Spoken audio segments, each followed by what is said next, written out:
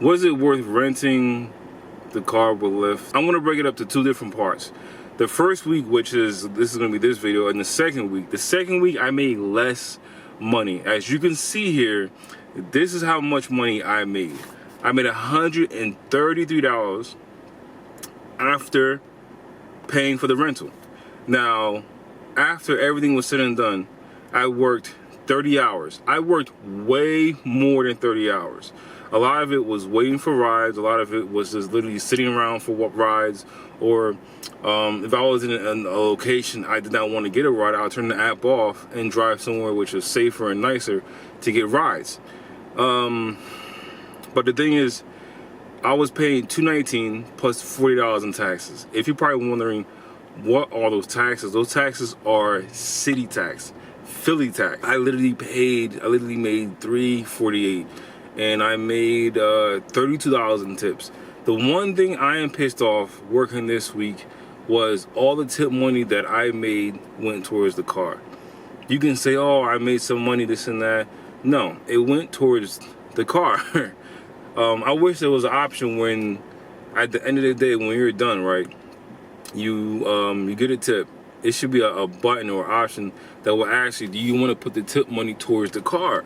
Because before I was able to cash out, I had to pay for the car first. And don't get me wrong, I worked my ass off every single day. The only day I did not work was 4th of July. The problem is, I did not make that much money. I made $133. But majority of it went towards gas.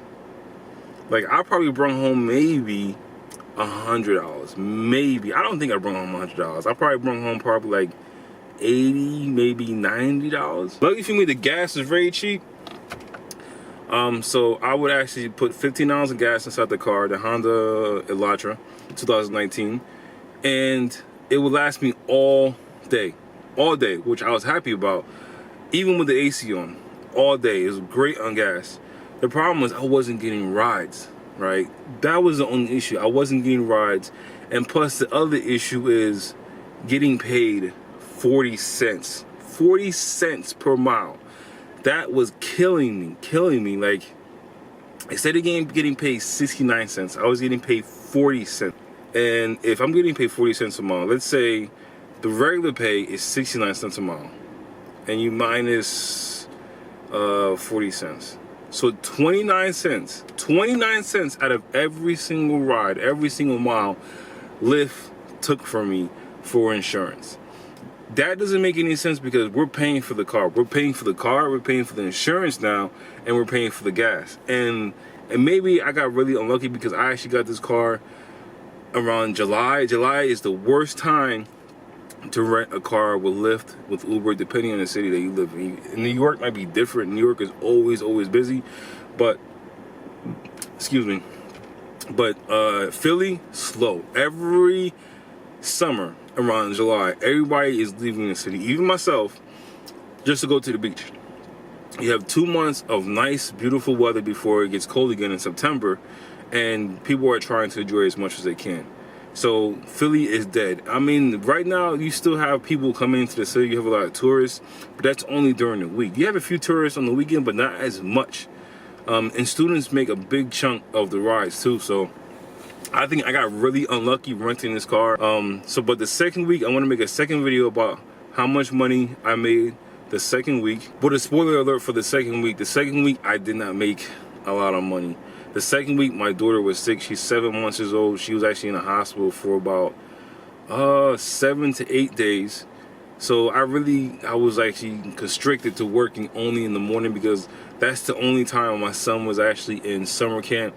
So I would drop him off every single morning and pick him up and go straight to the hospital. So I was just working in the morning, going to the hospital to visit her, and doing the same thing every single day until she came home. But it was just, I want to save the rant from a second video. But the first week, was it worth it? No, it's not worth it. I wish I could rent this car around September or October to see if there's a difference. There's definitely a difference. One bad thing I have to say about this is like, you're on the treadmill, right? This is the treadmill. And you're trying to run 3 miles. And you're running 3 miles. Then once you get inside a Lyft rental, the treadmill's like this. You try to run 3 miles, but you're on an incline. So you're working harder for the same distance. And that's the main reason I returned the car, because I was working my ass off. I worked more than 30 hours. I know I did. I was out there a lot. I mean, there were times where I sat in the car and I did not get a ping for an hour. There was one day, the second week, I sat in the car, did not get a ping for 3 hours. 3 hours. And I drove around to three different places. And I reset my phone, I drove around, and I'm like, 3 hours. I decided to go home. I went home after 3 hours, not getting one ping. And they don't count that as online time because I didn't have a passenger in my car. So I'm like, 3 hours for nothing, for free. So, my opinion, Lyft, one, you have to approve on the tips, man, because the tips should not go towards the car. It should be an option. Do I want to put money towards the car? Yes or no? Because I had to use my own money to pay for gas every single day.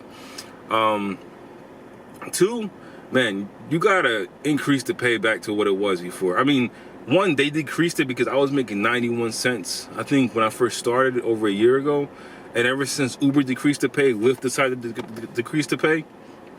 And now, I went from 91 cents to 69 cents. And now from 69 cents to 40 cents with the rental. And I'm paying for taxes, and I'm paying for this, I'm paying for that. And I'm still getting taxed at the end of the year. I still have to pay taxes on everything. So it's like, it was an uphill losing battle with the rental. The only good thing about the rental is if you don't have a car, right? And you have a full-time job, you don't mind paying the difference for the rent. No, it wasn't worth it for me. Now, this is just my opinion on the city that I live in, right? You know, you live in New York, completely different.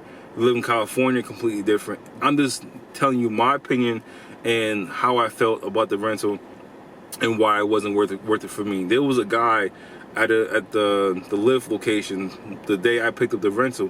He was making really good money. He was making really, really good money. So whatever was working for him wasn't working for me.